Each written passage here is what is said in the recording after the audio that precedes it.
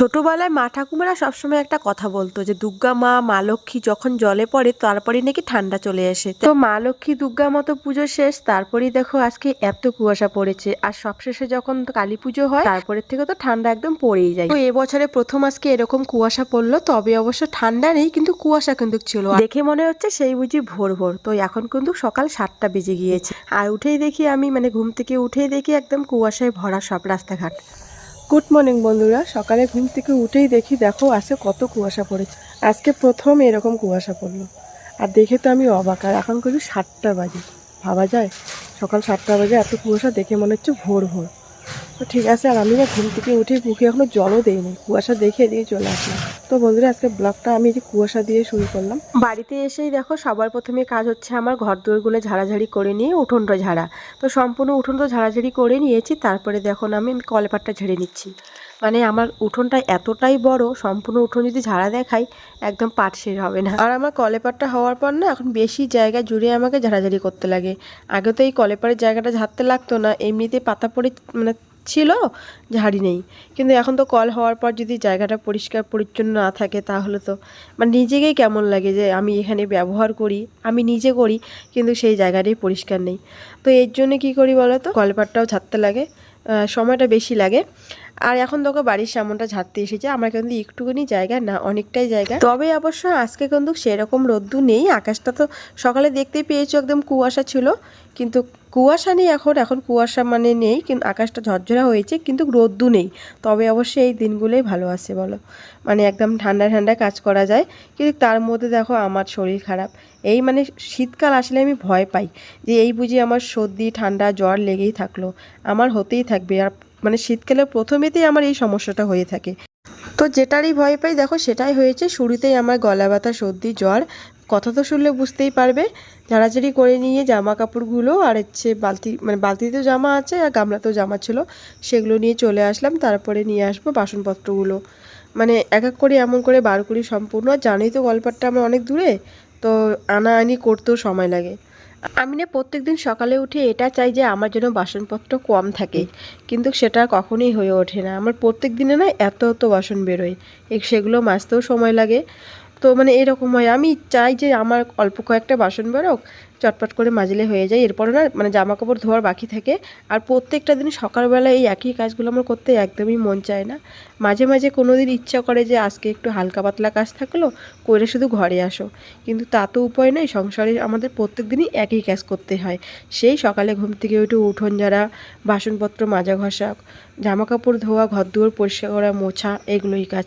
সংসার মানেই হচ্ছে একঘেয়ে জীবন কাটানো, এরকম। তবে অবশ্য যে উঠোন ঝাড়া, বাসন মাজা, ঘর দুয়ার মোছা এগুলো কাজ করলে যে সংসারের কাজ শেষ তা নয়। যে দেখো আমরা সবসময় সব কিছু ভিডিওতে আমরা তুলে ধরতে পারি না, তার মধ্যে তো জানোই আমাদের ছোট বাচ্চা কাচ্চা আছে, তো তাদেরকেও সময় দিতে হয়। আর তাদেরকে আমরা লুকিয়ে যেগুলো কাজ করি সেগুলো আমাদের সবসময় ভিডিওতে আনা সম্ভব হয় না, কারণ বাচ্চা তো জানোই এখনকার বাচ্চা কেমন হয়। যখন ওই মুহূর্তে ঘরের টুকটাক গোছানো, কাপড় ধোয়া কাপড় গোছানো কাজগুলো করি আমরা, অনেক কাজই থাকে, সেগুলো আমরা বাচ্চাকে মোবাইল দিয়ে বা বাচ্চাকে ব্যস্ত রেখে করি।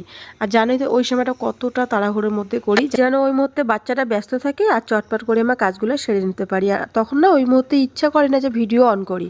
এটাই হচ্ছে পরিস্থিতি। আমরা সংসারের প্রত্যেকটা কাজেই টাইম টু টাইম আমরা সময় মতনই করি। দেখো আমরা যেহেতু এগুলো কাজ করতে পারি, কঠিন কঠিন কাজগুলো আর ওগুলো কাজও কিন্তু করতে পারবো। যাই হোক, স্নান করে এসে দেখো শাশুড়িমা পূজা দিয়েছে আর আমি তখন রান্না করছি। তো আমাদের বাড়িতে গোপাল আছে, আমার গোপালকে প্রত্যেক দিনে শাশুড়িমা দেয়।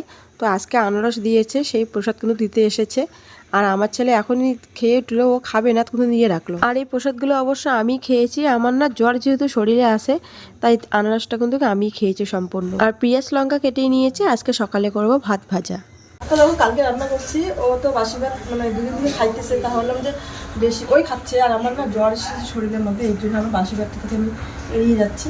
তো ভাবলাম যে এতগুলো ভাত আছে, ভাতটাকে ভাজা করবো। ডিম দেখি আছে দুটো, আবার এই যে ডিম আছে, ডিম দিয়ে এখন ভাতটাকে ভাজা করে দিই। আর আমি ভেবেছিলাম হয়তো অল্পটুক ভাত আছে, কিন্তু দেখি কত ভাত।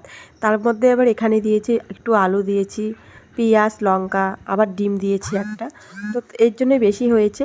তো দেখো, আর এগুলো কিন্তু আমার বর একা খাবেই না। আমি ভেবেছিলাম শুধু বরকে করে দিব, আমি বাসি ভাতটা খাবো না, কিন্তু যেহেতু অনেক ভাত ভাজা হয়েছে এর জন্য দুজনে আমরা ভাগ করে কিন্তু খেয়ে নিয়েছি। আগেই বলে দিয়েছে ও নাকি এতগুলো খাবে না, দেখো তুলে দিচ্ছে। আমি কিন্তু খাবোই না, এমনি বাসি ভাত এমনিতে। দেখো তুমি তো লঙ্কা খাও না, লঙ্কাটা আমি নিয়ে নিলাম। লঙ্কা খাবে? দিলাম। দুপুরে তো রান্না করিনি, শুধু ভাত ভাজা করেছি সকালে, সেটা খেয়ে আছি। কিন্তু তার মধ্যে দেখো ছেলে আমার এক বোতল আলতা ফেলে দিয়েছে, এত রাগ। তো দেখো এখন রাগি রেগি মাথায় আমি গালি দিচ্ছি আর এগুলো পরিষ্কার করে নিচ্ছি। কি করব, মানে যখন রাগ ওঠে তা রাগ ওঠেই, তারপরে আবার ঠিক হলে ঠিক। তো দেখো তারপরে দেখো সবজিগুলো এখনও গুছিয়ে নিইনি, এখনও পর্যন্ত রান্নাই করিনি। আর এগুলো কাজ করলে না দুপুরে, বিশেষ করে দুপুরবেলা যদি এগুলো কাজ করে খুব রাগ ওঠে, কারণ ওই সময়টা রান্নার সময় থাকে। আর আমার ছেলের জন্য আমি তাড়াহুড়ো করে রান্না করতে চাই, কিন্তু ওরা তো বোঝে না, সবসময় ভুলভ্রান্তি কাজগুলো করে থাকে। তো আলতাগুলো পরিষ্কার করে নিয়ে এসে শুধু এইটুকু জায়গায় ফেলে নিয়ে একদম আলমারির ভিতর টেতর, মানে এক বোতল আলতা সম্পূর্ণ ফেলে দিয়েছে। মানে উপরে রেখেছি আলতাটা, ওরা ড্রেসিং টেবিলটা ধরে একদম ঝাঁকি মারছে আর পড়ে গিয়েছে, পড়ে গিয়ে একদম মুখাটা খুলে গিয়ে সব জায়গায় ছিটকে পড়ছে।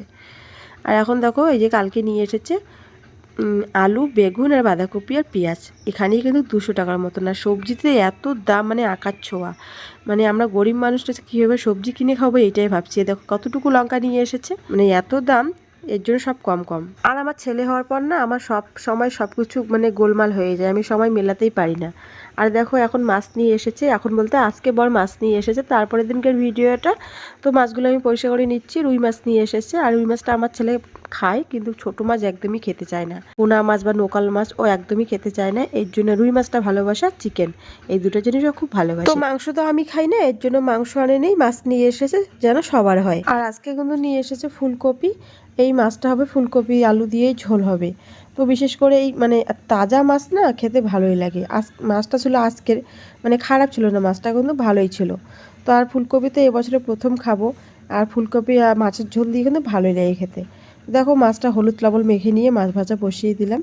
তো একেবারে তো সবগুলো মাছ ধরবে না, প্রথমে কয়েক পিস আমি মাছ ভেজে নিয়েছি, এখন সবার লাস্টে 4টা পিস ছিল, সেটা কিন্তু মানে ভাজা করছি। আর বাজারে যা সবজিপাতির দাম, আমার মনে হয় যে সবজির থেকে এই মাছ প্রতিদিন নিয়ে আসো, মাছের ঝোল ভাত করো, তাই ঠিক আছে।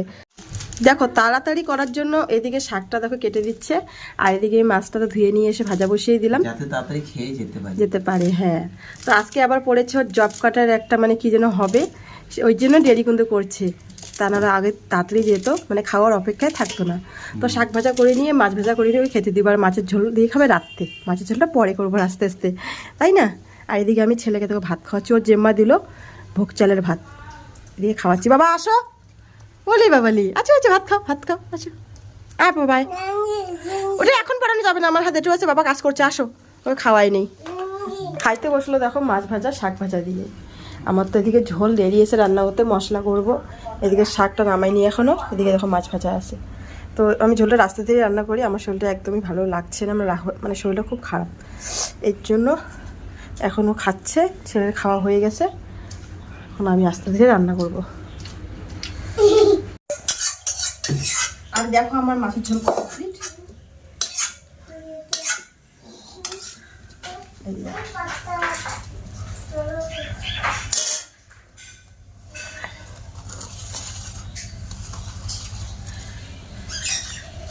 আজকের মধ্যে একদম চিন্তা মুক্ত ছেলে তো খাওয়া হয়ে গেছে, একটু পরে খাইয়ে দিলেও হবে।